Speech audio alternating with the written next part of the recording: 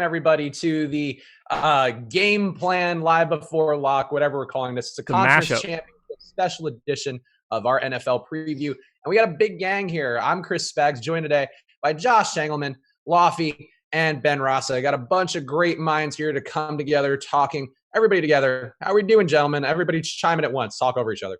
Doing fantastic. I'm all right. We're off to a hot start. This is fun. We haven't had this group here. Josh, that's a nice little overlay you got there, Josh. It's not bad, right? No, it works. It flows well. Seen better. Thanks, man. Yeah, decent. Let's talk about the stuff, guys. It's Sunday. It's early here on the West Coast. We got some games coming up in 2 hours. That's when the slate will lock. We're just going to go 1 hour, right? We're not going up till. No, we're not going through it. I wouldn't even know what to talk about. If 2 games for 2 hours might be a bit much. Let's talk about what are you guys getting so far in your crunches. Ben, let's start with you. You're probably the smartest one here, I'd say. I think that's a fair assumption, right? I can live with that. Everybody else just gets by on their good looks and charm. So yeah, it averages out. I need something going for me. Cool, I have good looks. Yeah, that's what you're like rugged good looks. Yeah, like I'm clearly the ugliest and the smartest. I think that's what we've segmented out to start the show. Obviously this is 2 games, so what I do in these is I treat it showdown-esque. It's more about building stories, being unique.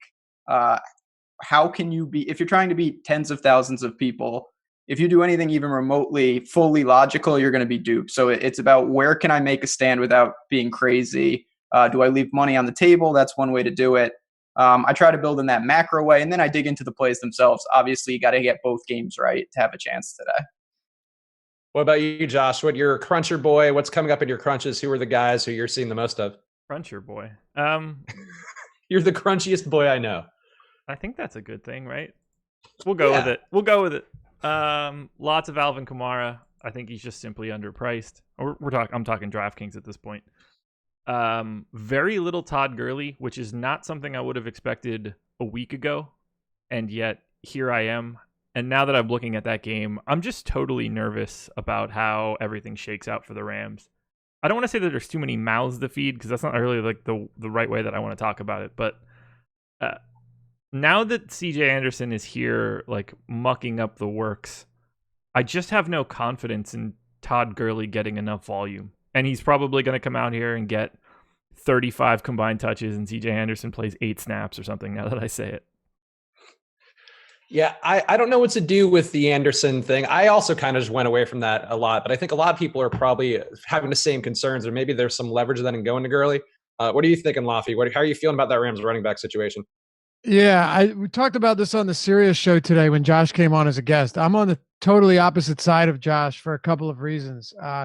Mainly because I think a lot of people are afraid of Gurley right now. I'm just not buying into that. I'm not buying into the idea that CJ Anderson is going to continue splitting the work with Todd Gurley. I mean, this is a team that last week put up like 270 yards on the ground. They're not going to have nearly an easy time against the top-ranked run defense. CJ Anderson isn't involved whatsoever in the passing. He looks like Mike Tolbert. All right. This dude had a good game last week.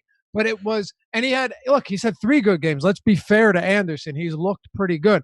But Todd Gurley still racked up 115 yards on 16 carries, was perfectly healthy. This was Sean McVay saying, this is how we're going to beat him. We don't need to lean on Jared Goff. He can't do that this week. There's no way he's going to be able to do that this week. They're going to need to air it out. And when they do, Todd Gurley is going to be heavily involved in the passing game. But the simple thing to me is, if everyone's really going away from Gurley because they're afraid of Anderson, or they're afraid that he's not going to get touches in the NFC Championship game, Alvin Kamara is 6,500. He's on DraftKings. It's too cheap, no question. But Gurley's 7,500. We're talking about a guy that's had 30-plus fantasy points in 7 regular season games this year, and he only played 14 of them. To me, if Kamara is going to be 15, 20% higher owned than Gurley in a game where you need to use and exploit your best players for everything you have out of them, I can't just say I can't get away from Gurley here. I just can't do it. And also, I mean, there is one thing too. The Cowboys were tipping their stunts, which is a lot of media coverage about that, basically giving away how the defense was approaching every single rush play, which is part of the success here. One would assume the Saints won't do that, having an actual competent coach there. as opposed to Jason Garrett, who is nicknamed the Clapper for good reason. Ben, what are you thinking here? You are as we discussed, you are the smart one. All right. Well, Lofty, you're going to be smart with me. I'm exactly with you. I think CJ Anderson, just a non-factor today. I wouldn't be stunned to see him only get a handful of carries. I think that was, to be fair, you're absolutely right. He had multiple good games before last week, but I think last week was just more about the Cowboys being inept and the Rams finding something on tape than anything else. I would be absolutely stunned if the Rams employ a similar game plan. A, it won't work, and B, even if they did, that would be more shocking, even if they try that. So I think CJ Anderson is an afterthought. Gurley, it's weird. I don't think that just automatically makes him where it's, you jam him in. But then you look and it's 2 games. We're going to be talking about raw points a lot. And Gurley may be inefficient and get 15. That's 2x. That's not great. But it still could easily be in the optimal given the other, there's not that many good running backs. We got Kamara, obviously White and Michelle, but Damian Williams. Yeah, Damian Williams. We'll see what Spencer Ware, if anyone is going to that death trap. It's hard to not look to Gurley and say, you know what, even in a tough game, he doesn't get 10 to 15 at minimum, and that could be good enough, even if it's not the most efficient game. And his upside is just so astronomical, and that's what I think. Like Gurley's upside as a running back is higher, or as high or higher than any running back in the entire league, especially behind probably the best run blocking line in the league. So that just to follow you up there. What about the pass game? Because to me, I'm a little more intrigued by the pass game. The boss man, on the contrary, this week, like Jared Goff, is his main quarterback. A little bit cheaper, a little bit lower owned than some of the other guys. And to me, Cooks and Woods both look like pretty strong plays in terms of both value and their potential upside here. Josh, what are you doing with the pass game for the Rams? Crossing my fingers and hoping I pick the right one. Mm-hmm. I had a lot of Josh Reynolds last week. That was not the right one. That is correct. I can confirm that for you. I have when Woods and Cooks are separated by $400, and I'm not exactly confident in either of them to begin with, not from their performance or anything, but separating the tie out. I got essentially the exact same amount on my first crunch. I don't really know how else to prioritize it outside of paying attention to ownership. It just it feels as random as things can be for me. I hate it. Lofty, what are you thinking about the pass attack? I think you can load up with both guys there, both Cooks and Woods and Goff, and I think that's a pretty decent approach with not a ton of ownership based on what we're seeing on our projections on Osmo.com. No, I'm with you there. Evan Silva pointed out something really interesting, and I think very smart, as he generally is, in his matchup breakdowns on RotoWorld, saying if McVay was smart, he'd just line Reynolds up on Marshawn Lattimore's side most of the game, take him out of it, and allow obviously Woods in the slot here. It's a very good matchup. I think Woods in the slot snaps that he's going to get will really be dominant. I like him a lot here. Cooks is perfectly fine because we know that all it takes is one with Brandon Cooks. I do like Woods a little bit more. And I saw chat early on saying Gerald Everett's a garbage play. But let me just point something out here. It's a 2-game slate. And if you're not paying for Travis Kelce, which in most spots I won't be, because I like, well, we'll get there later, or Rob Gronkowski, who has totaled 70 yards over his last 4 games. Well, Gerald Everett, Higbee was used last week in a game where it was easier to get a better blocking tight end out there, and not someone where you need to get him involved in the passing game.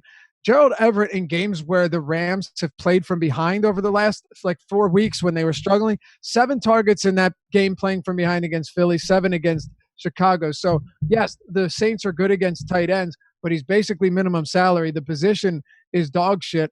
And it's Rob Gronkowski has shown me nothing recently either. My biggest concern is Jared Goff. I think that he could still put up decent numbers, but I like the Saints defense because they have a top 5 or top 3 in sacks. They have a top 9 pass rush in general, quarterback hits, pressure, all of that in the top 10.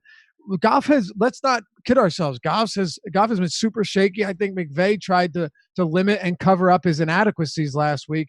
And I don't think he'll be able to do that this week because he's playing a team that's going to put a ton of points on the board in the Superdome. Yeah, it is a tough sack rate there. The New Orleans does get pressure on the quarterback better than anybody else in the slate. Kansas City a little bit behind them. But I agree there. If anybody's going to blow up today, it probably is Jared Goff if we were just making a bet on that. What do you think, Ben, about the pass attack here for the Rams? He definitely has the lowest floor. I don't think that that's in dispute, but to me, honestly, the range of outcomes is still enormous. And not that I like the Rams in this game today, but even if Goff got off to a really bad start, if the Saints jump up early, Luffy kind of just touched upon this. They're going to have to either expose him as not ready or have him take them back. So it might not be the worst thing. I know we talk about this kind of in showdown. Not that I hope my quarterback throws a pick six, but if the Rams get down early, Goff is going to have to try to bring them back. And there's only 4 quarterbacks to choose from. Obviously, there are 4 good ones, but it may not be the worst thing to have him forced to throw the ball 40 plus times in a game like this, despite him. I think it's pretty obvious that he is the 4th quarterback in terms of, risk and reward. But I definitely am going to have some Goff.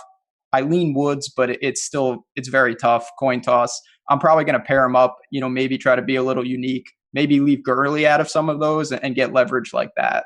If that came off, by the way, as me saying that I don't like Goff, no, it's that I think he could have a very inefficient game, but that doesn't mean he doesn't have a high ceiling here. I just think the Saints defense of all 4 in a game, games with 56 plus totals, Saints defense is not your worst target because I could see some Goff turnovers as well.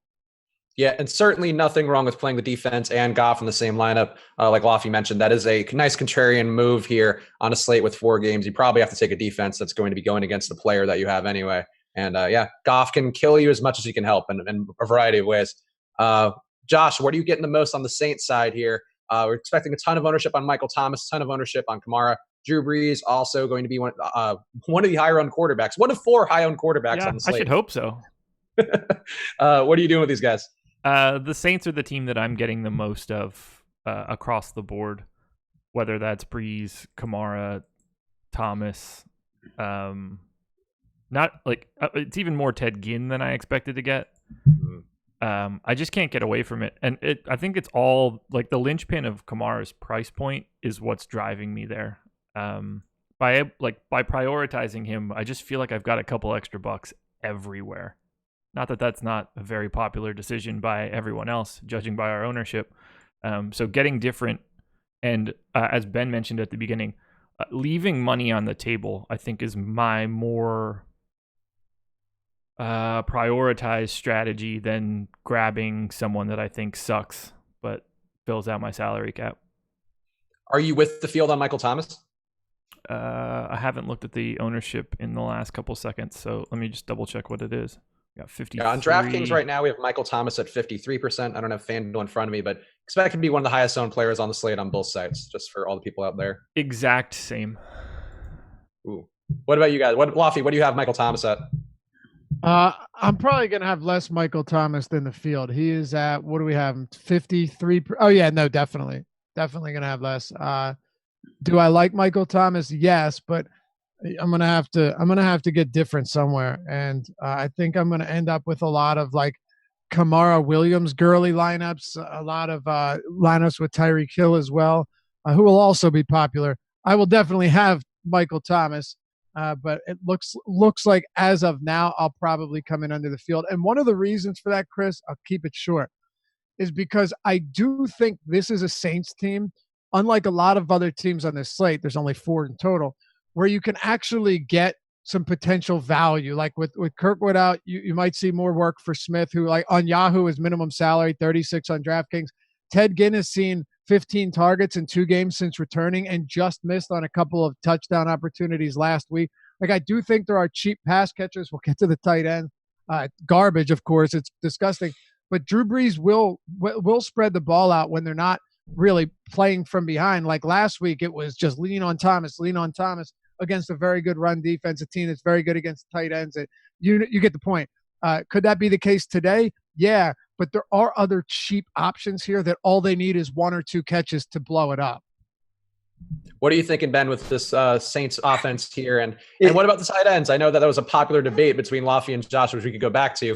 But how are you feeling with Ben Watson affected by appendicitis, a rare little injury for him down the stretch? Yeah, him. So this could get me into trouble because with no Kirkwood, no Watson. I do think there is a chance that does help Traquan Smith, who is as boom bust. We've seen during the regular season, he had multiple. Let's get it, Ben. You know how to say it's either 2 catches, $160 and 2, or he's standing on the sidelines noodling around. In terms of Michael Thomas, obviously, I think it's obviously he's a good play. There's no doubt about it. I don't think I can get leverage on 53%, though. I'm going to come in short of that, maybe 20, 30% for me. Hope that he has a middling game. He's going to be involved, but I like a couple. I think receiver is where we see a little more volatility in terms of guys that could really emerge, in the cheaper section and be part of an optimal. Whereas at running back, for me, it's not the place to mess around. I'm taking the best available guys, not trying to get cute there. I'm with you. What about Ted Ginn? Josh mentioned him. He's a guy last week looked great to me. It looked great to a lot of people last week, and kind of disappointed that we could have had a bigger day if he did catch 1 touchdown, which he and Breeze just couldn't quite connect on. I feel like he's a good play, but I didn't get enough of him, I think, in my lineup so far. What about you, Ben? What about Ted Ginn? Yeah, I have a good amount, especially where I'm not playing Michael Thomas. If I do get that portion right, you figure that someone's going to have to step up. I don't think that Breeze is not going to have, he's going to have plenty of opportunities to make plays. And the tight ends, I know we just referenced them. To me, it's nothing more than a dart throw. You're banking on them finding the end zone. I don't think the volume will be there in terms of, to justify it. I'd rather go Gerald Everett on the other side. But Ted Ginn, yeah, he absolutely should be involved. Whereas Traquan Smith, I think we're still banking on that. He's got to catch a long one. Ted Ginn should get the volume where even if he doesn't find the end zone, he could easily return value at just a little over 4K. Laffy, how are you feeling about Ted Ginn? Yeah, well, that's what I was saying earlier is one of the reasons why I think so here's the thing. If you do go away from Michael Thomas, I think it's important that you if you go away from Michael Thomas, it shouldn't be just because of Kamara, because points will be scored for the Saints. They are going to score a good amount of points, whether it be on the ground or whether it be through the air. Now, Mark Ingram, not one of the guys I'm targeting here. If you look, all 3 of his games with 20-plus fantasy points this year were massive blowouts against Washington, Cincinnati, and Philadelphia. All 3 of them were games where they were or they were milking the clock. Time of possession was huge, and then Mark Ingram just ran it down their throats. I don't see that being the case. I think the Saints win this one, probably by a touchdown or so, but I don't see it being one where they just let off the gas. And because of that, Ted Ginn should get work here. And if you're going away from Michael Thomas, or even if you have plenty of Michael Thomas, Ted Ginn, look, 15 targets in 2 games since being back. Drew Brees is not afraid to turn to him whatsoever. He's the top or second receiving option on this team. If you're not including Alvin Kamara, I could easily see 7 or 8 targets at $4,300. What a good price that is for a guy that could give you 570 and a touchdown. Josh, talk to me about the tight ends a little bit here. I know they're your favorites. You're a big Josh Hill guy, maybe a bigger Dan Arnold guy. Yeah. Which of the 2 would you prefer? Yeah, Laffy, I mentioned to Chris the tight end question you gave me on Sirius this morning, and I was like, Chris will like one of these guys for sure today, and he actually didn't. Which that was an unfair assumption. If they were at quarterback, then yes, then they'd look great to me. Honestly, if it's probably just all Kelsey and Gronk. I just don't like playing guys that I think suck, and everyone else sucks. But Gronk sucks. Let's be real. And if Gronk doesn't suck, his role sucks. Yeah, I think he might just shotgun a couple beers before the game and go for it. Take like 2 Percocet and figure this is one of the last 2. He might, but I mean, if we're being fair here, he is basically, over his past 4 games, been pretty equal to Gerald Everett. Oh, I don't disagree there. I'm gonna regress him a little bit to a different mean. Whether I should or shouldn't is a bigger question, because he might just be washed. I'd like to think that if he's got anything left, he shows it in one of these final 2 games. I don't think he's ever coming back after this. So, balls to the wall. Oh, and by the way, I don't want to. So go ahead. Just gonna say, don't misinterpret this as me trying to die on the Gerald Everett or Dan Arnold hill. It's a lock button, Dan Arnold. Yeah, you're the president of the fan club. Right. Waiting for the tweets. Oh, I can't believe you recommended Gerald Everett and no. What I'm saying is that if there were ever a slate to just punt tight end, and this is where Josh and I differ, he'd rather. And look, both. I totally understand your side. He'd rather play it safe with a Kelsey. I personally don't think Gronk is safe. Even at this, I don't like 4,100. There's still upside, no question. He still has 2 touchdowns on 3 receptions, of course, but he's not safe. So if there were ever a time to get away from that, I think it's today, because it allows you, if you're not playing Kelsey, that allows you to get an extra Tyreek Hill or an extra Kamara or a Todd Gurley or a Damian Williams or maybe even a Michael Thomas. And I think their ceilings in this particular matchup, in their respective matchups, are really, really high. So you're saying lock in double tight end Dan Arnold and Gerald Everett. That's your official take. And leave multiple bases. Leave like $5K left over. Just make sure all the good players from today's games are off of your lineup. That's what I'm saying. Then you'll be unique at least. So that's really all you need to. It is. Exactly. I do want to say real quick though, just on these tight ends, it is somewhat binary that you have Travis Kelce on an island, where I'm not saying you're banking on him getting hurt, but it's one guy. And if he busts somehow, I don't think that's a high probability. It changes the entire dynamic. It's the opportunity cost is there. And, again, I'm not going to, Laffy, a year ago today, we were in California and Gronk against the Jaguars got a concussion. That changed the entire landscape of that 2-game slate. Well, that was the game you won the $50,000 on the. That's also true. Without Gronk. What a way to bring that one in there. Part it was because he didn't have Gronk in the lineup. Like 90% owned. Huge difference. A huge difference. And on 2-game slates, especially when you have a guy on an island in a price range, there is always some liquidity to just saying, you know what, you can punt it just for that reason. Now, obviously, Travis Kelce. He's by far the best option, but he's in a different price range. You can change your team by, if you get one of those punts and they just return a middling value, and somehow you get lucky in a 10% outcome, you really can lap the field, because this is just such a different dynamic when you're building. And Kelsey's 3 games against the Patriots for his career. I get it. Like, it's very tough to take these sample sizes into consideration, but I do think about it with Belichick, because one thing he's always done is, try to take an opposing team's one of their best weapons away from them. But it's hard to do it with the Chiefs, because if you take one away, they'll just exploit you with Hill, who crushed them in each of their last 2 games, or Kareem Hunt, which Damian Williams is an extension of him on the field, of course, not off the field. But 5 for 61, 5 for 40, 6 for 23. He's been able to get no real separation, no chunk plays in meetings against him. So it's not out of the question to say that Kelsey finishes with like 5 for 40. And if that's the case, fading him looks really nice. So at his ownership, I see merit to it. But if you don't want to take risk, if you're trying to play it safe, then don't do it. I just don't think there's much need to do that on a 2-gamer. That's all. If he goes for 5 for 40, that might still be like the far and away best tight end game.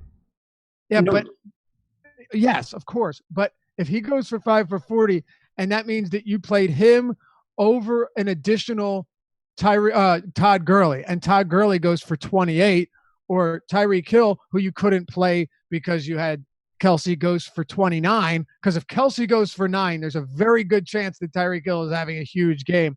Then that 9 points to Gerald Everett's 4 or 5 or 3 for that matter is irrelevant. Sure. I haven't needed the extra money, and I guess that's probably the well, if that's the case, then yeah, way to go sure. for me. That is tricky. Though. I haven't found a spot where I'm like, oh shit, now I'm spending this money to get X or Y. I've been able to build out lineups with what I think and are I have quality wanted guys. that extra money, but it's probably where I'm ending on my flex guy and where you're ending. So yeah. Yeah, I think the one thing that jumps out too with Gronk. So I'm playing a lot of Gronk this week. It's not a comfortable feeling. Obviously, we've seen how washed up he looks. He's the only guy with a good DVOA matchup on paper, and that's not, it's not like a be all end all. Obviously, guys getting more volume can be helpful. But it does jump out, in which every other matchup for tight ends is not a great one. And we talked about Kelsey having a tough time earlier in the year versus the Patriots. Perhaps not as good of a matchup versus as compared to Tyreek Hill, who's pretty good versus their press coverage. The Ringer NFL show I heard this week was talking about how Hill's the best in the league versus press coverage, and the Patriots run man coverage and press higher than anybody in the league, with success, but it should go well for Hill. Whereas I think Kelsey might struggle a little bit more there. and Gronk a 20% boost via DVOA. I'm into it. I don't know. Ben, what do you think about Gronk? I think he's clearly one of the wild cards on the entire slate. Because we just don't know. I totally get saying he's done, like he just doesn't have it and his ceiling is not what it was. And then there's also, we know the Patriots are chameleon like. He was blocking. They had a game plan. They ran it. Who knows what would have happened if the Chargers were just normal and could somehow stop the run, and maybe they force Gronk to take more routes. I don't think that Sony Michel is going to just carve up the Chiefs defense today. So if the Patriots are going to win, I think that they're going to at least try to get Gronk involved. His ownership would be, first of all, his price would be higher too. If he had a good game last week, I think we'd be having such a different discussion. And to me, it does add to the appeal to him. Travis Kelce again, where I have the room, obviously.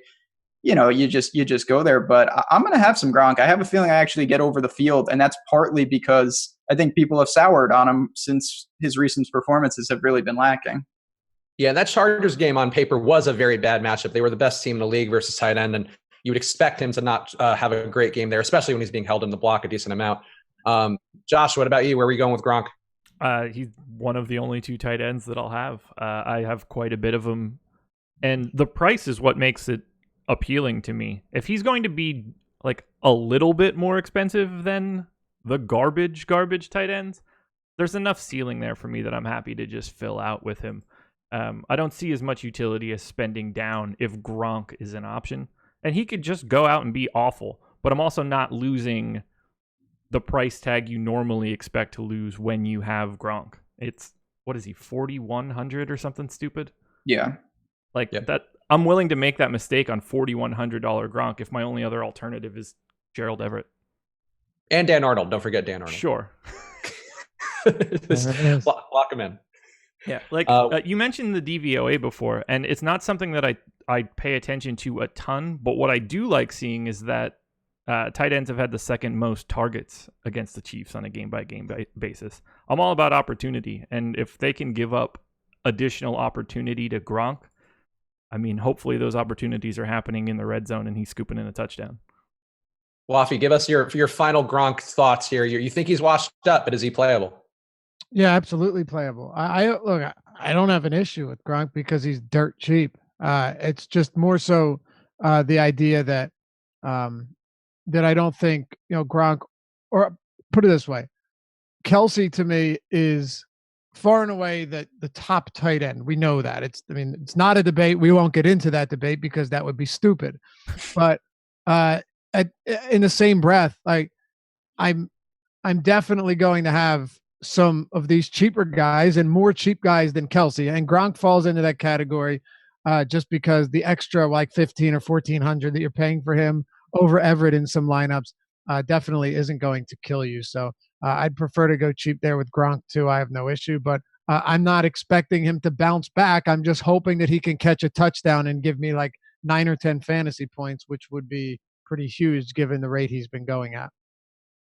Let's talk more about this Patriots offense. But first, everybody watching this video right now, make sure to hit that like button. You will not find more backwards hats per capita on any other live stream on the air right now. Yeah, get with it, Ben. I know. Yeah. I missed the memo, obviously. Do you own a hat, Ben?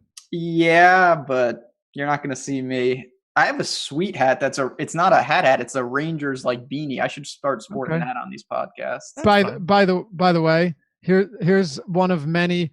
Why this dude got an owl poster? LOL. I mean, just no poster. Yeah, they think it's a poster. Yikes. Dumb and Dumber friends. No respect. No respect.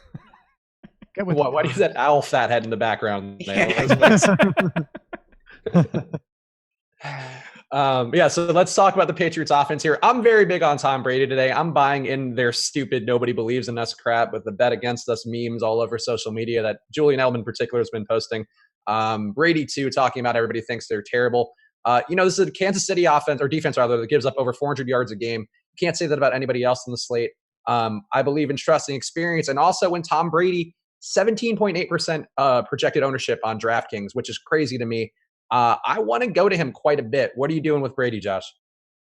It's the trickiest question for me on the entire slate because the data is giving me a lot of Mahomes and the big guys from Kansas City. And then I sit back and I look at the game and it's like, Andy Reid's coaching here. They're going to get fucking destroyed. I don't know what to do with it. I mean, Laffy could probably touch on how it feels to have your heart ripped out of your chest by Andy Reid on a game by game basis. Yeah, sure could. Like this is the ultimate like coin flip game for a career, because my mind tells me Tom Brady and the Patriots are going to win this game because the Chiefs always fail and Andy Reid fails more than any other coach I've ever seen fail. And then I look at it and it's like, oh, these Chiefs are just like really good, and the Pats I don't think are very good. And I don't know what to do with this information right now. I'm leaning Chiefs and very little Pats, and it's like the most uncomfortable feeling I've had in DFS. These two games in particular, just 3-point lines, same totals, 4 fantastic teams, or at least 3 fantastic teams and a legendary team. I have no idea how to shake this stuff out. Everything's the same. Yeah, I mean, if you're buying in on the Patriots, you're buying in on the history of success they've had, the consistency, the continuity, all that. You're just taking, and I agree, taking a better coach. Laffy, you're an Eagles fan. You've had a lot of Andy Reid experience. How would you feel with Tom Brady and the matchup with Belichick versus Andy Reid? Yeah, the one kind of funny thing is when Josh said like no one loses as much as Andy Reid. Not many coaches have won as much as Andy Reid either. Very true. It loses as much in games that matter. Yeah, no question, right? Like all like the big games Andy Reid has and his teams have failed to come through. But I think he has the 9th best overall playoff record of all time, or most playoff games coached. Yeah, I think most he's coached 25 playoff games. How many straight conference title games did they go to with the Eagles? 4 or 5 or something like that? 2. I think it was 2 straight, but they've been to they were at 4 or something. He's been to a lot. I think they were 10-9 all time in the playoffs. But there's no doubt that like everyone feels the same way, Josh. That Andy Reid will find a way to choke. Now that said, I think this is the best team Andy Reid's ever had. I really do. Offensively, at least. The problem with this team is that when you look at teams like the Saints, high-powered offense, but a defense that can clamp down when they need to, like we saw last week and many times this season. The Chiefs, although they get Eric Berry back, they are one of, if not the best overall offense in the league. But can they stop the Patriots? And that's the biggest thing here. And I don't think they can.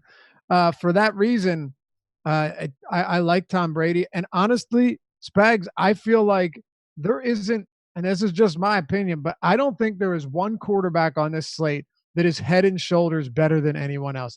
If you looked at the top of a tournament and the top 20 people all had one of these quarterbacks, I wouldn't be surprised. If the top 20 had a combination of all 4 of them, I wouldn't be surprised. Look, both games have 56+ point totals with 3-point spreads, meaning all of these guys should score, and all defenses have a weakness in one regard. So I will have some Tom Brady. I will be pairing him with some James White, who saw 15 catches and 17 targets.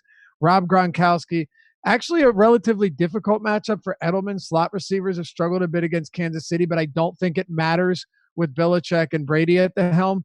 There are just weapons at his disposal, and it's Tom Brady in the playoffs. But it is funny that they're taking this ridiculous underdog role. How silly is that? No self-awareness at all for the Patriots, which isn't surprising knowing them for over the last fucking 16 years of this shit. And what are you thinking with Tom Brady here in the New England offense? So, yeah, I mean, I'll say this, but before we dive into Tom Brady, if there's one thing that you could say that the Patriots haven't done over this amazing run, and it's a testament to how good it's been, it's win on the road, because they haven't had to. Interesting. I think that being in Arrowhead today is a game changer on both sides of the ball. The Chiefs defense is not great, but it's a hell of a lot better at home.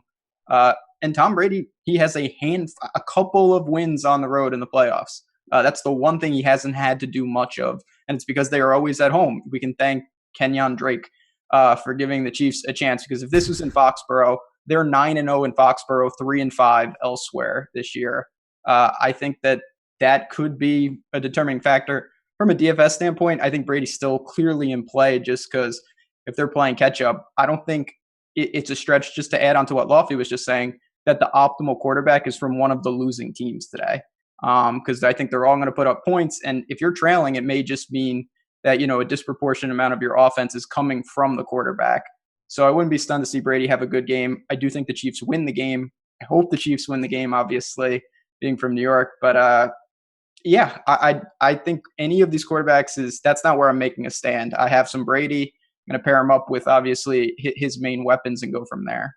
And for what it's worth, the Chiefs' home road defense splits are insane. I mean, they allow 32.9 points per game on the road, 17.4 at home. Arrowhead has been a serious boon for the defensive presence this year, and it's been that way for many years. So while I still think this defense has many holes, they are literally allowing almost half of the points per game at home that they have on the road through 9 games at Arrowhead. And if we're tracking line movement as well, the Patriots line is coming down a little bit here. It's down to 56.5, starting the week at 58.5 in most of the sports books. And the Rams Saints line actually starting to move down a little bit now at some of the sports books, down to 55.5 from 56.5. So some interesting news there, but a little bit more shading towards the Patriots game going down and being a little bit lower totaled. Josh, what about you, Tom Brady and the offense? I'm largely avoiding Tom Brady at this point. I am largely avoiding Sony Michel, and I am at this point now under the field on Julian Edelman. What about James White? James White is the only guy that I think I am comfortable having no matter how I see the game playing out for the Patriots and the Chiefs, because I think that he has to be involved one way or the other. If they're ahead, I still think he's getting 15 targets. They use him essentially as a running back out of the back, or as a pass catcher that is essentially a running play. He just soaks up targets. And if they're behind, he's certainly going to be in there catching passes constantly. So White is the only guy that I'm actually really comfortable with from the Pats. So cue Sony Michel and Rex Burkhead games. Yeah, if this is the Rex Burkhead big day, I will be very upset. But I'm with you. James White is a guy I found hard to not force in the lineups, really, because that amount of targets here, and it's a pretty good matchup here for him to get a lot of catch and run plays versus the Chiefs. Not a terribly great pass defense of the running backs on their end. Laffy, what are you doing with the White Michel conundrum? Which guy are you feeling more comfortable with? White, because as much as I love Sony Michel's future outlook, and we've seen some really solid games from him, he's clearly the goal line back. This guy has a pretty low floor, right? I mean, scored 38 points against the Jets. He has 14 carries, 5 fantasy points, because he has 1 target and 1 reception over the last 5 weeks. That's a concern. Whereas James White, on the other hand, saw 0 carries last week, but 17 targets. I mean, you want to talk about a legitimate extension of the run game in every respect. That is James White. And I think they use him regardless of what the score is. As we saw last week, they took a huge early lead, and White still saw 17 targets. So last week was really strange when you look at how that game actually concluded, right? Edelman sees 13 targets. White sees 17. Sony Michel sees 24 attempts, and even guys like Dorsett and Hogan finished with 5 targets apiece. So it was Rob Gronkowski, the lone man out, that saw 1 target in that game. I think White still eats here, and he still has an opportunity to put up numbers. But I'm not opposed to getting some Sony Michel in there. I don't want to be wishy-washy here, but just understand that of this team, he really does have the lowest floor because he has 0 involvement in the passing game. If they go behind early, Sony Michel's getting phased out. Ben, what are you thinking about Sony Michel here? Same thoughts here as Laffy, where he's probably not a comfortable play here compared to James White? Yeah, definitely. I mean, Josh touched upon this. James White is involved regardless. And in full point PPR, you really have to think of it. I mean, think if Sony Michel just got 10 extra yards on half of his carries added to his total. That's what a catch is for James White. When these little passes, even when he's getting, 2-3 yards, they add up. That's 1.2, 1.3. It's so hard to stop that. Whereas Sony Michel, as we've talked about a million times during the year, if he has 53 yards rushing and he doesn't find the end zone, he's getting 5.3. You just move the decimal point with a guy like that. It's really difficult, from a floor standpoint, whereas James White, he had no carries and he didn't score, and he still absolutely crushed the slate. Imagine if he finds the end zone, forget it. So he's the kind of guy. I'm with you, Spags. I find myself kind of forcing him into my lineups, work around him. The other Patriots, who knows? It's a game of whack-a-mole. Gronk, Hogan, I mix and match those guys. James White, I definitely feel the most comfortable with. Josh, finish us out with this running back debate here. You also team James White over Sony Michel? Yeah, absolutely. It's just easier. I want to look at their ownership quickly. Yeah, I don't have a huge problem with White being double Michel. I think that's just sort of how it should be. I mean, you have to get a Sony Michel touchdown in this spot to be right. This is a really, really weird game. Yes. Yeah, or they try to squeeze the air out of the ball. It's not an impossibility. Can I circle back to that Chiefs defense for a second? Yeah, sure. These are the 8 offenses they faced at home. Niners, Jags, Bengals, Broncos, Cardinals, Ravens, Chargers, Raiders. Is that one good offense in 8 games? Chargers? No, but they also faced Oakland on the road. They allowed 33 points, 21 to Cleveland, 23 to Denver. They've still been pretty bad on the road. I don't disagree, but I just think that those home numbers are a little bit skewed by a very large lack of talent. It could be, but it's a two-way street, though. Like, it's not just that; it's that the Patriots away from Foxborough are also not nearly as efficient. I totally agree. And look if you want to actually take a good offense, a team that some were calling the best in the league since the halfway point of the season, the Indianapolis Colts. One could argue they shot themselves in the foot.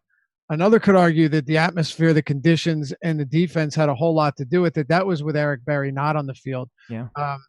So yeah, I still think that I still think a lot goes into them being a much different team at home. For sure. Ben Watson also officially ruled inactive with his appendicitis issues. So lock button that Dan Arnold, get him in there. Yeah. Now is the time more than ever. Let's talk about the Chiefs side now. Obviously, Patrick Mahomes is going to be one of the highest owned quarterback on the slate. Or actually, let me just double check that. But he is but it's close. Yeah, I mean it's a pretty close ownership spread for most of these guys anyway. But he is projected to be 38% owned, or no, 32% owned. Yeah. On DK. Obviously, he's been killing it all year. He's probably the NFL MVP here. Josh, where are you loading up on Mahomes? I feel like you would be a guy who'd be very on Mahomes. I am very on Mahomes. It's just scary. That's all there is to it. He's young, and I don't trust his team. But when push comes to shove in DFS, there are more fantasy points available for me from the Chiefs than I think there are from any other team. Who's the preferred target for you for Mahomes? So the way the slate breaks out, it almost has to be Kelsey, but that's not exactly news to anyone else. He's clearly the best tight end. Well, he's basically the only real tight end, unless you're also a believer in Gronk like I am. Sammy Watkins, though, for 4K on DraftKings he's just too cheap. And it's even weirder to me that, and I know it's a bit because of the slate, but for him to go down even further in price after playing the bulk of the snaps last week, I just can't imagine not wanting to have significantly more than the field. I have more Watkins than over the field than I do any other player on this slate. He's like the biggest stand I guess I'm taking. Lofty, what are you thinking about Mahomes here? One thing to note, which I'm just seeing on Fantasy Cruncher, he's not broken 30 points in his last 5 games. So I just want to put that out into the universe, and we can go from there. I'll actually add to that, Spags, because I think it's relatively important, but not something that's going to keep me off of him. First of all, the cold weather and stuff, whatever. I'm not too worried about that. But there's a possibility that Belichick just does everything he can to contain Mahomes to keep him in the pocket, because the plays that he makes out of the pocket are ridiculous. And that's what really moves the ball downfield. That's what separates him from other guys. Through his first 11 starts, he averaged 330 passing yards, 3.4 passing touchdowns per game. And he had 9 300-plus yard games, 8 3-plus touchdown games. So ridiculous. His last 6, 292 passing yards per game, 2.2 passing touchdowns, and 1 300-plus yard game. So those aren't bad numbers, but they're definitely not early season Mahomes numbers. Here's the thing, though. I have a very tough time getting away from Tyreek Hill. Really, really tough time. You talked about that press man coverage bag. I think it's huge. And we actually saw Watkins see a whole lot of Stephon Gilmore. I think it's a sneaky bad spot for Watkins. I understand the price point, though, so I'm not going to talk anybody off of him. I think Damian Williams You look at him on Yahoo, by the way, $19. It's just silly. Play him everywhere. But Tyreek Hill, first, he's faced him twice in his career, each of the last 2 seasons. The numbers are outrageous, and I don't think it's a fluke. He has a combined 14 receptions. Where is it? Okay, 14 receptions, 275 yards, and 4 touchdowns. I just really like Tyreek Hill's ceiling here. I think it's huge, and to pair it up with Mahomes, because every time, if Reek gives you if Hill gives you an 80-yard touchdown reception, well, there's your 80-yard touchdown completion from Patrick Mahomes. It adds up so fast. I really like Hill here. It's not to say I don't like Kelsey or Watkins, but I don't like them nearly as much as Tyreek Hill and Damian Williams as a whole. Yeah, I think that makes a lot of sense. Ben, what are you thinking with Mahomes, and which target are you preferring on his side? Yeah, I'm going to have some. Obviously, I think if you're making enough teams, I think you should have slivers of all 4 of these quarterbacks because it's just so close. I'm going to have more in terms of leverage against the field, Brady and Goff. Mahomes, maybe I try to cancel. I don't have a great feel, but I will say that when I do use him, Tyreek Hill is certainly going to be the preferred target, and that's because of the nature of those receptions. If Tyreek Hill has 7 or 8 catches, the yardage that could be associated with that is going to be enormous. Whereas Travis Kelce could get there and Mahomes could have an awful game because he could have 10 catches for 65 yards. And, that's going to be part of an optimal. Whereas Mahomes, that's not really, it's giving him 65 yards passing possibly. But just Ben, would you agree that if you don't play Kelce, you should definitely have Tyreek Hill? Yeah. I mean, unless there is a narrative, I don't think this happens, but I do think if you're building enough teams, you could play Damian Williams, Chiefs defense, and you say, you know what, maybe they try to control a tempo type of game. That's very aggressive. I do see exactly what you're saying, of course, if Travis Kelce, if they sell out to stop Travis Kelce, which we've seen the Patriots kind of do that before, it opens them up to be exposed by Tyreek Hill, which we've seen before. I think that's all correlated. So definitely going to have some Tyreek. He's just a boomer bust option. And I'll take it one step further. If the Chiefs are going to move on, you have to figure that he's part of it. I don't see many ways that they can't get by without Tyreek Hill having a pretty damn good game. Ben, what are you doing with Damian Williams here? He's been one of the stronger plays. He's been around 30 fantasy points 3 out of his last 4 games. Seems like he has the full load here. The Spencer Ware is expected at least back and active, though probably won't take much off the table from him. What are you doing with Williams here? He's at a good price. Going to be highly owned as well. He is. And yeah, he's getting the passing work, which is obviously the key for this guy. That's when the Chiefs offense is really full go. They have whatever Kareem Hunt could be. Obviously this guy isn't Kareem Hunt, but he's taking a good replica of the game. The problem I have is that, you got Gurley, Kamara, and James White. I have all 3 of them ahead of Damian Williams today. So when I use a running back in the flex, I'll probably try to get 3 of the 4 of them in there. Like I said, I'm paying up for running back mostly with the soft pricing. I don't think I'm making a priority. If I come in plus or minus, a decent percentage against the field, it's not gonna worry me too much. Whereas someone like James White, I'm a little more concerned if I really had a strong fade against him. Josh, what are you doing with Damian Williams here? Smashing him. I prefer you make love to him than smash him personally. Yeah, he'd prefer I smash him. that guy. I have no idea if that's true. He'd probably prefer none of those things. If I had to guess. One would hope. Yeah. He's very into backwards hats, actually. Ooh, then I've got him down. Lofty's going to have to fight me for him. No, what do you do? I have a lot of Damian Williams, more than the field. And circling back to Tyreek Hill, I still am with the field on Tyreek Hill. I just happen to have a bigger difference between Watkins and our ownership to Hill and our ownership. But I'm just all over the Chiefs, and I will be I'm cheering for the Pats probably, which is the weird thing to do. I love cheering for a team that most people hate. I get a lot of satisfaction out of that when it goes correctly. He very much does. I can assure you of that. But not them. I'm like that too, but not with them. Oh, I know. With the Patriots, I'm not. Well, you know what it is? It's because he hates the Eagles so much that he's probably still bitter over last year. And now, just in some sick, cruel twist of events, he wants to see them win. But Eagles fans are less worried about them, Josh. So you can stop rooting for the Patriots now. No correlation with the Eagles in this. Oh, I'm sure. Yeah, right. Of course. Lofty, what are you doing with Damian Williams to wrap this running back debate up? I'm banging him. I'm gonna play a lot of Damian Williams today. Yeah. He's look, Yahoo did it fill? I'm assuming it did, but they had some really nice contests. The no overlay one, or the no management fee filled.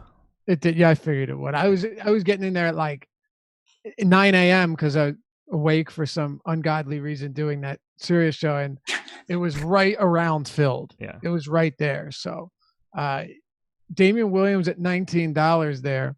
I mean, really, if you just want to say, okay, well, how would you say that's priced compared to other guys? Well, Gronkowski's $19. Sammy Watkins is $17, right? Ingram's $17. Spencer Ware's $13, and CJ Anderson's more expensive. So, yeah, it's just Damian Williams is the clear best overall value on Yahoo, and on DraftKings at 6,400. How do you get away from that either? He's averaging 5 targets per game since he took over. He saw the most snaps, targets, and routes last week, and he has all season. And what did he see? 30 touches or something? I'm not saying the game script goes exactly as it did against Indianapolis, but I'm not worried about Spencer Ware. Why would you bring Spencer Ware back and work him heavily into the offense when Williams is doing exactly what Kareem Hunt was doing before his idiocy came out on film? I think that's the biggest thing here. I wouldn't be surprised to see Spencer Ware just basically take over the Darrell Williams role and get like 3 or 4 total touches. Yeah, I think that makes sense. I guess anything else we should touch on here, Ben? Anything that you're seeing that we didn't hit on with the Chiefs offense? No, not really. They're, to me, one of easy in the sense of, I think we know the pool of players that are going to be involved. I'd be stunned if someone that we didn't talk about really makes an impact. I don't think Conley, Robinson, those guys are going to have enough, snaps to justify even taking a dart throw. Josh said this at the beginning of the pod. I think leaving money on the table is a much better idea than saying, I'm going to be different by playing Demetrius Harris. That just, I don't see many avenues where a guy like that just comes out of nowhere for the Chiefs in particular. So fire him up. It's just picking the right one. That's obviously incredibly difficult with this slate. We should talk defenses here a little. I know Josh is mostly defensively agnostic, but maybe Lofty and Ben, you guys have some thoughts. But you had to play a defense out of the 4. I guess which one are you the most comfortable with? Lofty, let's go to you first. All right. Yeah, real quickly. Someone said that Reed's not going to throw today in chat. Or pass today, run today in the chat. Maybe he won't, but they're still going to get their running backs involved, even if they give up on the run. Like Damian Williams is still going to be more than involved, so that doesn't concern me whatsoever. Plus, it's full PPR, so I like that as well. Even in half PPR, I'm cool with it. Defense, I'm honestly, Spags, I'm going with who's cheapest. I think the Saints have the best opportunity to pick one off and run it back to the house. But like on Yahoo, they're $16 and the Patriots are $11. So if it comes to me getting a better skill player and that $5 extra gives me the cap space to do it, I will go from the Saints to the Patriots. The same thing on DraftKings. Like the Saints are the highest price at 27. If it means that if I need a $6 or $5 or whatever $100 to get there, then I'm going to do it. I won't be playing the Rams, though. I think the turnovers will be really hard to get to. I don't think they're going to get enough pressure. So probably like Chiefs and Saints. And if I need to drop to the Patriots, screw it. I'll do it. I don't think that's going to be the difference maker. And if it is, it's going to be on rogue turnovers, which none of us here can predict. Maybe we can. I'll speak for myself. Yeah, the crystal ball that we have here for the defensive turnovers is going to be big. Exactly. Ben, what are you doing defensively? Yeah, Lofty summed it up perfectly for me. Thanks, the Rams, by default, I think are the sneakiest because I see the merit for the 2 home teams, and then the Patriots are the cheapest, and Mahomes, as great as he is, he takes chances. So you can go there. Much like quarterbacks, though, I'm going to have I'll probably have all 4 of these defenses within my portfolio. I don't think this is where I'm making, a stand where I only have 2 of the 4 defenses. What about you, Josh? I assume nothing here, but I'll throw it to you. I don't want to offend your religion of not believing in defenses. No, I'm with everybody else. I'll take whatever fits in to allow me to do better stuff at other positions. If any one of these defenses score a touchdown, and I don't think there's any way to really predict that, they're going to be the defense that you wanted to have, and there's no real way to tell that now. So I'm just going to take whatever fits. We saw that with the Colts. I mean, just real, it was Mahomes, Kelsey, Hill, Damian Williams, and the Colts defense. That was really what you wanted to do in that first game, which is ridiculously counterintuitive, but they blocked a punt for a touchdown. Yep. Somebody is speaking a language which I cannot determine which it is in the chat. Either Chinese or it could be. To be fair, a lot of these people in chat are speaking things that aren't English. I'm just wondering, like, are we like reaching Chinese people right now? Are we reaching or Japanese? Like, is somebody actually watching this? Like, I need to get my DFS picks in from we've peaked when people start responding in that same language. Yeah. I'm just going to go ahead and assume that that's just a spam link for like a streaming site. Right. But it's not a link. It's words. Maybe it is a link. We just don't know Their it. word. Is it like little mahjong tiles? Let's give picks, right? We should give like, what are our picks? I think that seems like a thing that seems worth it. Put us all on the spot. Josh, who's going to win? Actually, no, wait. Should we say, what's the best way to ask this? Which team is going to disappoint? Let's start with that question. Which team is the most likely to disappoint you today, Josh? So what you're asking is the inverse of who's going to win? Yes. Which team are you the most concerned about not winning? What do you think's going to lose today? That's a different angle. I like it. There it is. I like it. The New England Patriots, and it's going to bum me out. Ooh. Wow. Sick, that's it's like your soul leaving your body when you say things like that. Look, I feel bad that the Patriots are going to lose and Tom Brady's son's not going to get his kisses tonight. Oh, stop it. That's just nasty. Boffy, which team do you feel like is most likely to disappoint you today? Disappoint by what the line is or just like what I would like to see? Follow your heart, some mix in between. Right. I'm guessing you didn't think this one out. Does that surprise you that I didn't fully come to grips with no, and I wouldn't have either. I pull that shit all the time. Like where you ask the question really slow because you're formulating it as the words come out of your mouth. Yeah. Look, it saddens me, but I think the Chiefs will get disappointed again. When Doug Peterson and the Eagles got the Super Bowl win last year, all of my animosity and anger towards Andy Reid disappeared, and I've actually been rooting for him since the Eagles are out. Right? It's like, okay, he needs one. This guy, you've seen the size of him. He doesn't have much time left. I'd like to see him. I mean, let's be. I'm being dead serious. Like as a coach, he's not. I don't think he's going to be around all that much longer. So, not as a human. Yeah, I thought you were talking on a human level. I was, but you guys reacted sourly to it, so I changed my tone. That was a good deviation. I like that. Changing it as the words are coming out. I get it. There you go. Yeah. So I think the Patriots probably win. It's unfortunate. I think the Saints win relatively easily. I'll put it this way: if they don't, I would be really surprised if the Rams pull this off. McVay's a genius, no question, but I just think they get overpowered in both phases of the game. Ben, what about you? Which team is going to disappoint you the most, both emotionally and financially today? So emotionally is easy. That would be the Chiefs. I really hope they win. I don't have much confidence. Financially, I'm on the complete other side. I think the Rams go in and win the game. Really? Yeah, I like the Rams today. Okay. So, that's, if they go down in the Superdome, there's no shame there. But I think that McVay will have – I think it's a huge, huge thing. We didn't really mention this, but both teams have seen each other. They were wild games. I think it's really good for the Rams that they went in there. That game was closer than 10 points. Michael Thomas busted it open when he torched Peters at the end. I think the Rams get revenge in the Superdome today and move on. All right. Yeah, I think. What about you, Spags? Yeah, for me, I'm going to say both in terms of the outcome I see happening that could disappoint my lineups and also the team that I just feel like could just falter here is the Patriots as well in Kansas City. They could just be old and washed up. Like, I don't think they're in the same caliber as these other teams on the slate and what we've seen all year from them. And talent-wise, like athletically, they're not there. If they win today, it's because Belichick is the greatest coach of all time and nothing more than that. Agreed. Yeah, sure. All right, let's go. Let's give our actual picks now because I don't have a shitty question to ask to get to before we go to them. You burned that Josh, one already. Who's going to win today on both games? I'll do the heroic thing and start it off by taking both favorites and go Saints Chiefs. Oh, actually, one item too before we go and get everybody else's picks. Silva mentioned this on the contrary, and I thought it was worth noting.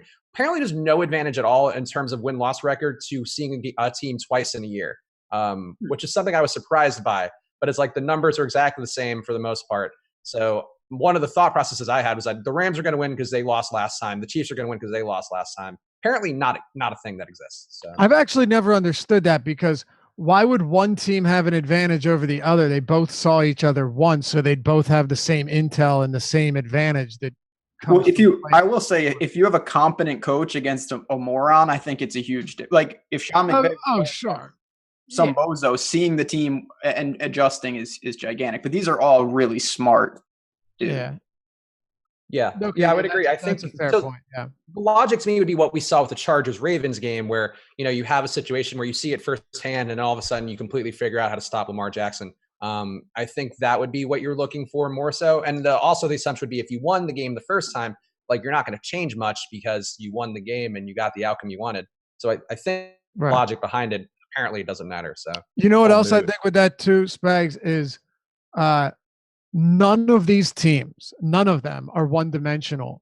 Like we saw, like Seahawks, one-dimensionality, and they lost to the Dallas Cowboys after facing them earlier in I don't remember who won, but the Dallas Cowboys clearly just shut down their run game. As you mentioned, the Chargers shut down Baltimore till the end of the game. Those two teams are one-dimensional. When you have like multi-dimensionality to your team and you can if one thing isn't working and you can change it in game, which McVay and Peyton, Breeze can do, and Belichick, and not really Andy Reid, but I think that's a big thing to do with it. All of these teams can exploit different facets of their offense. So who are your picks, Laffy? Who's going to win today? Yeah, you got to go. I'm going to go Saints. I'll give you a score too. I'll give you the total. So 56.5 there, right? Or 56. I got Saints 36, Rams 30, and Patriots 33, Chiefs 30. So both go over. All right. What are you thinking, Ben? Who's winning? So I got the Rams. Think that I just said that. I'll say 31-27 Rams. 27-23 Chiefs. That one certainly less confident though. Sounded it. So, rematch of the Mexico game, which would be great. Yeah, I think I'm gonna go. So I think New England can disappoint, but I think my brain would still say pick them to win. So I'll go New England 28, Chiefs 24, and I'll take a Saints win. I think they have some good juju there, and that home field advantage will come through today. Saints win 31-24. So, well, I don't know if I like any of those numbers. It's hard coming up off the top of your head. Doing a lot of that today. Yeah. It's really, one would think one would prepare more for this. But apparently not. We need a good social show, a nice round table of fun. This has been a good time. Yeah, no, these are fun. Yeah, so thank you guys for watching it. Make sure to hit that like button. It helps us out quite a bit here. Support these things. We don't have a lot of us together at the same time, so it's a little bit of a Brady Bunch scenario, but we are enjoying it. So make sure to support this, and we'll do more of them if we see enough likes. So please do that. Any other thoughts, guys? Anything you want to hit on before we close this up? I got nothing. Nope. I think this is a pretty solid show. Thanks everyone for tuning in. It's been an awesome season. It really has. Appreciate you guys. It's been a lot of fun. Yeah, we appreciate you all joining us, and tune in for more content this week. Obviously, NBA going full swing. Everybody participating there. Ben's going to be doing some golf stuff, I presume. True. Also, college basketball stuff on the site as well from Ben pretty frequently. So check all that out, and we appreciate all of you. Good luck today, and we'll see you again soon.